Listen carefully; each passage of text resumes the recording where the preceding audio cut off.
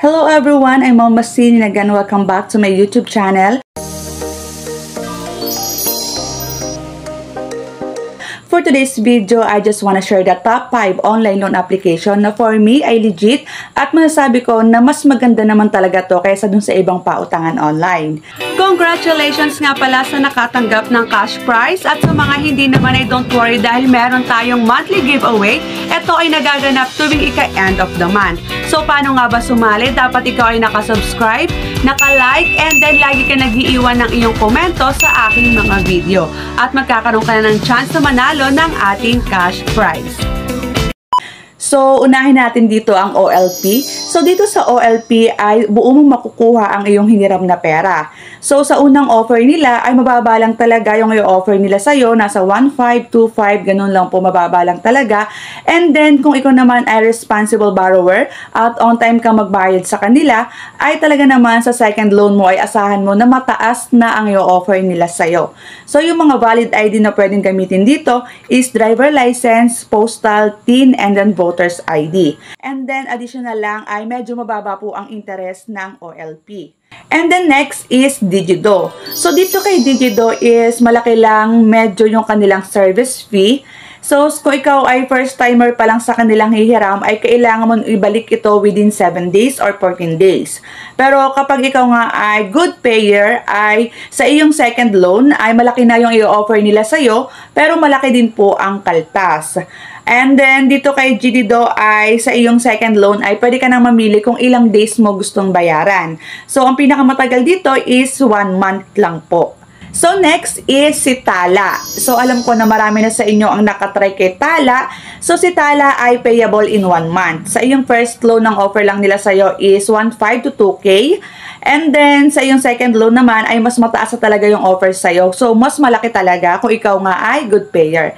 Basta po sa mga online loan application, once na ikaw ay good payer, responsible borrower, ay asahan mo na malaki na talaga yung i-offer nila sa'yo sa iyong second loan. So, dito kay Tala ay nung ako ay humiram, ay payable lang siya in 1 month. Pero ngayon ay payable na po siya in 2 months. So, ang kagandahan dito kay Tala ay mabilis siya mag-approve. Ang mga valid ID na pwede dito is SS, UMID, Postal, Driver License, and the National ID. So, ang kagandahan din nga ay mababa lang po ang service fee kay Tala. Kaya naman talagang binabalik-balikan at inuutang-utangan. So, next natin is si BillEase. So, kay BillEase ay kailangan ng 1 valid ID, proof of income, and then proof of billing. So, si BillEase is payable in 3 months. And then last is si Mr. Cash. So, dito kay Mr. Cash, ang first offer nila is 1.5 to 2.5. And then, kapag ikaw ay maayos kausap, ay sa iyong second loan ay mas tataas yung iyong credit limit hanggang 15K. So, dito is 1 valid ID lang kailangan din. And then, sila ay stricta po once po na ikaw ay hindi nagbayad on time. Pero once na kinausap mo naman sila, ay maayos naman po sila kausap. So, as of now, ay register pa rin sila sa SEC. And then, payable po sila in 30 days. So, yan po yung mga online loan application na para sa akin ay okay. So, OLP, Digido, Tala, Mr. Cash, and then si BillEase. So, yan po yung 5 na para sa akin ay pwede nyo subukan. Pero syempre nasa inyo pa rin naman po yun. And then share ko lang din na sa mga online loan application, once na ikaw ay nagkaroon ng isang bad record sa kanila ay asahan mo na mahihirapan ka na talagang humiram ng pera sa iba pang online loan application.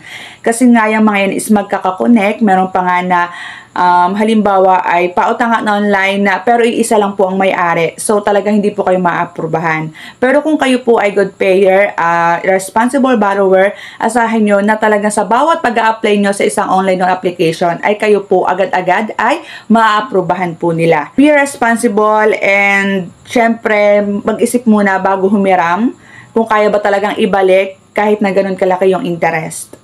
So, disclaimer lamang po, hindi po ako agent and hindi po ako endorser ng kahit anumang online loan application. Ang sa akin lang po ay nag-share lang po ako ng experience, ng review about sa OLA at nang kayo ay ma-aware and makaiwas po tayo sa isang online loan application na talaga naman na halip nga tayo ay matulungan ay lalo pa tayong ilulubog sa utang. So hanggang dito na lang ang aking video. Sa mga hindi pa nakakapag-subscribe, please subscribe to my YouTube channel and hit the bell button para updated ka sa aking mga latest vlog. Thank you for watching!